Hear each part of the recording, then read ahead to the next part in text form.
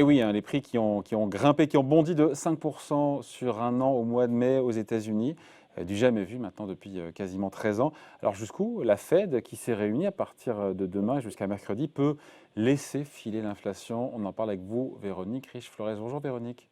Bonjour David. Merci d'être là, économiste et président du cabinet RF Research. C'est un chiffre qui est exceptionnellement élevé, qui est tombé la semaine dernière. On est quand même sur du 5% l'an, hein, je le disais. Est-ce que c'est un chiffre qui devient inquiétant ou est-ce que, bon, on va dédramatiser un petit peu en se disant que si on décortique un petit peu ce chiffre, puis on se dit que ce n'est pas si grave que ça. J'ai vu que c'est le prix des voitures d'occasion qui a flambé. Ça ne veut pas dire qu'il y a de l'inflation dans toute l'économie non plus, hein. Oui, exactement. Alors c'est quand même un chiffre qui secoue, hein, donc qui n'est pas aussi facile que ça à digérer. Mais on le sait, et la Fed le sait plus que tout le monde, la période qui s'ouvre est très instable, il y a des distorsions à la fois dans la vie économique, des questions sur la mesure de l'inflation aussi, hein, puisque vous savez, on relève les prix et puis on les pondère, hein, en fonction d'un panier de dépenses. Ces paniers de dépenses aujourd'hui aux États-Unis sont ceux de 2019. Donc ils ne seront pas du tout, ils ne correspondent pas du tout à la réalité actuelle. Et puis, alors à partir de là, on essaye de jauger ces informations. Il y a des effets de base. On compare aujourd'hui à une inflation annuelle de l'année dernière qui était très basse du fait de la crise. Ces effets de base jouent un effet très important et des effets ponctuels qu'on n'avait pas, enfin ponctuels, non, inattendus, pardon, qu'on n'est pas certain de pouvoir expliquer. Juste, vous l'avez mentionné. Véronique, quels sont les produits qui coûtent de plus en plus cher aux Américains? C'est quoi? Donc, je l'ai dit, c'est les voitures d'occasion, ok. Quoi, il y a l'essence, les vêtements, les maisons. Quels sont les produits qui coûtent plus cher, qu'on comprenne bien? Alors, la Parce que voiture le chiffre d'occasion, c'est à peu 5%, près c'est un chiffre global, quoi. 25% d'augmentation annuelle. C'est considérable, hein. C'est 25% un sur quart quoi? de plus sur les prix des véhicules d'occasion, par exemple. Donc ça, c'est considérable. Il y a eu le prix de l'alimentation durant toute l'année 2020, qui aujourd'hui ne baisse pas néanmoins, hein. Donc les prix pour les consommateurs restent relativement élevés. Et puis il y a les loyers qui, eux, dont l'inflation avait décéléré beaucoup. Et qui reprennent une tendance légèrement haussière. Hein. Mais se loger aujourd'hui aux États-Unis coûte extrêmement cher, toujours extrêmement cher, en dépit effectivement de la décélération pendant quelques mois des loyers. Donc beaucoup d'éléments de la vie quotidienne coûtent cher. Mais c'est pas là-dessus que va se définir la stratégie de la politique monétaire. Alors, sur quoi ça va se définir? Parce que, non, Véronique, est-ce que c'est un chiffre d'inflation, encore une fois 5%, qui met dans l'embarras, qui est embarrassant pour la Fed qui se réunit à partir de demain? Oui. Quand on voit l'inflation hors énergie, hors éléments volatiles, on est quand même à 3,8% sur un an en mai. Voilà. Ce qu'il y a, c'est qu'on est un petit peu dépassé par les événements. Ça va vite. Il y a des effets qu'on avait anticipés, mais qui sont plus spectaculaires qu'attendus. Et puis s'ajoutent des éléments, donc voilà, on a mentionné de prix de l'automobile, les pressions sur l'offre, donc les pénuries dont on parle de plus en plus. On a parlé au début des pénuries de puces, hein, puces électroniques, bien évidemment, celles qui sont le plus connues, mais finalement, on s'aperçoit qu'il y a beaucoup de poches de pénurie, des délais de livraison, etc. Donc beaucoup de signes qui traditionnellement sont des indicateurs qui font partie de la batterie de ceux qui sont regardés pour jauger du risque inflationniste. Sauf que là, je pense qu'effectivement, nous sommes dans un environnement très particulier. Beaucoup de ces éléments peuvent être très temporaires parce que la vie économique n'a pas retrouvé sa vie normale. Hein, on le voit sur le marché de l'emploi. Par exemple, sur le marché de l'emploi, qu'est-ce qui se passe? Eh bien, les plus vieux, les seniors, qui avaient été très actifs, hein, qui avaient continué à travailler très largement, dont le taux d'activité avait beaucoup augmenté au cours des 10 dernières années. Depuis la crise de Covid, cette population-là travaille beaucoup moins, ce qui peut expliquer une partie des tensions d'ailleurs sur le marché de l'emploi. Hein, des difficultés à trouver du personnel qualifié ou du personnel d'ailleurs pas qualifié, peuvent venir en partie de cette réticence des seniors à se repositionner sur le marché de l'emploi. Est-ce que ça c'est durable ou est-ce que c'est finalement quelque chose qu'on peut attribuer à cette cette période de transition au cours de laquelle le virus est plus là, mais il est peut-être pas tout à fait parti. Il y a encore une réticence à retourner sur les lieux de travail, qui est très nette quand on regarde les indicateurs de mobilité. Vous voyez, il y a tout un tas d'éléments qui quand même, quand on doit prendre une décision aussi importante que celle d'acter un changement de politique monétaire, doivent rentrer en considération et qui probablement le seront. Véronique, ce n'est pas un chiffre en tout cas qui effraie les marchés, ce 5%.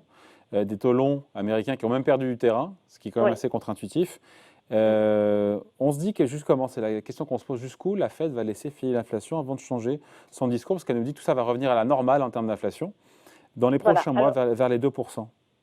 Alors, premièrement, il y a passé cette période transitoire, on le disait, de réouverture de l'économie. Et puis observer de près ce qui se passe. Est-ce qu'on a des tensions ponctuelles, la prise de la coupe de coiffure, comme on avait vu au mois de mai, pendant un mois en France l'an dernier, puis ça n'a pas continué, ou est-ce qu'on commence à voir des phénomènes de propagation s'installer? Ça, c'est le premier point. Deuxième point, la réaction de la demande à cet environnement de prix. Est-ce que la demande est impactée? Dans quelle mesure elle est impactée ou pas? Parce qu'on se dit effectivement, l'accélération des prix, mécaniquement, ça pèse aussi sur la consommation, sur la reprise. Et si ça pèse sur la reprise, vous aurez moins de demandes et donc probablement que ça étouffera l'inflation dans l'œuf. Parce que les entreprises ne pourront pas répercuter leur hausse de coûts durablement sur les prix et que finalement, ça pénalisera leur marge. Donc voilà, on voit bien pourquoi. Mais est-ce qu'elle peut accepter encore plusieurs mois autour de 5% d'inflation, la Fed ou plus, pendant plusieurs mois? Non. Très honnêtement, je pense que la Fed ne pourrait pas tenir très longtemps avec un rythme d'inflation aussi élevé. Il se trouve néanmoins que ces fameux effets de base qui ont participé à l'envolée de l'inflation devraient s'inverser dans le courant de l'été. Et là, ça va troubler encore, mais ça devrait permettre à l'inflation de retomber assez lourdement. Mais ça encore, c'est statistique. Donc vous achetez, vous aussi, vous achetez ce scénario de la Fed? J'achète, oui, finalement. Et pourquoi? Je vais vous dire pourquoi je l'achète en priorité. C'est parce qu'on a une énorme incertitude sur ce que fera ou non Joe Biden en matière budgétaire et de plan de relance. Et je pense que la Fed a la même incertitude et que probablement elle ne fera pas grand-chose, elle ne s'engagera pas tant qu'elle n'aura pas une meilleure visibilité. Joe Biden est arrivé avec un programme, vous le savez, considérable, qui explique une bonne partie de la flambée des matières premières d'ailleurs, et des anticipations d'inflation.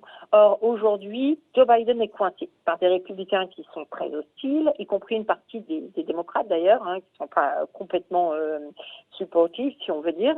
Et la question, c'est qu'est-ce qui va émerger de ces discussions budgétaires? Est-ce que ça reste un plan crédible en termes de relance de l'activité, de l'investissement et d'amélioration structurelle des perspectives de croissance et d'emploi, auquel cas la Fed peut graduellement ajuster sa politique et peut-être un peu plus vite si on est agréablement surpris, ou est-ce qu'on va accoucher, ou que ce processus d'échange va accoucher d'un plan minimaliste qui remet fondamentalement en cause les espoirs d'une amélioration structurelle des perspectives américaines.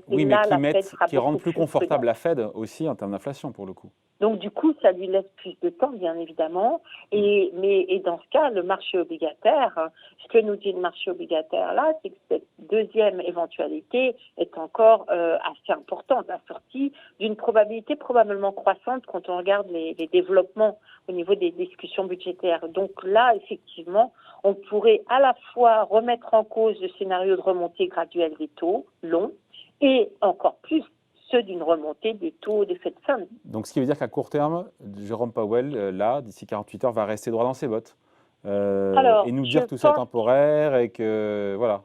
Il va nous dire que sa préférence est que le diagnostic est temporaire. Ce serait quand même curieux qu'il n'évoque pas le fait d'être très vigilant sur tous ces chiffres et la possibilité d'un changement, d'un début de tapering dans les prochains mois.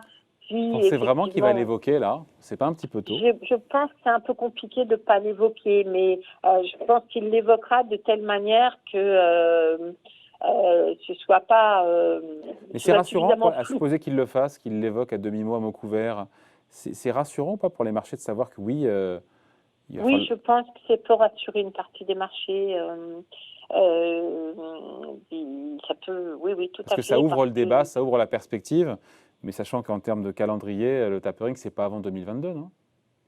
bah, si ça débouche pas, en fait, je pense que vraiment, hein, l'histoire elle va se faire sur les discussions budgétaires. Mais si Biden accouche, arrive à faire voter un plan d'infrastructure, disons de 1500 milliards, avec un plan social de 1000 milliards, là, ça dégage des perspectives pour la Fed, hein, c'est très clair. Quand À est-ce qu'on saura, l'inverse, si juste Véronique, on finit là-dessus, quand est-ce qu'on saura si je sais Jérôme pas. Powell se trompe ou pas, si la Fed se trompe ou pas sur l'inflation? Parce que pour l'instant, tout le monde a acheté ce scénario-là. On le saura une fois qu'on verra sur le front des salaires si effectivement il y a une espèce de boucle prix-salaire qui est en train de se former, À quelle en échéance? fait. À quelle échéance il faut assez rapidement. Enfin, si on voit rien d'ici le mois d'octobre, entre octobre et décembre, c'est que On voit quoi la sur les Fed a salaires pour raison. l'instant? On voit du 3%? Non, j'ai plus ça en tête.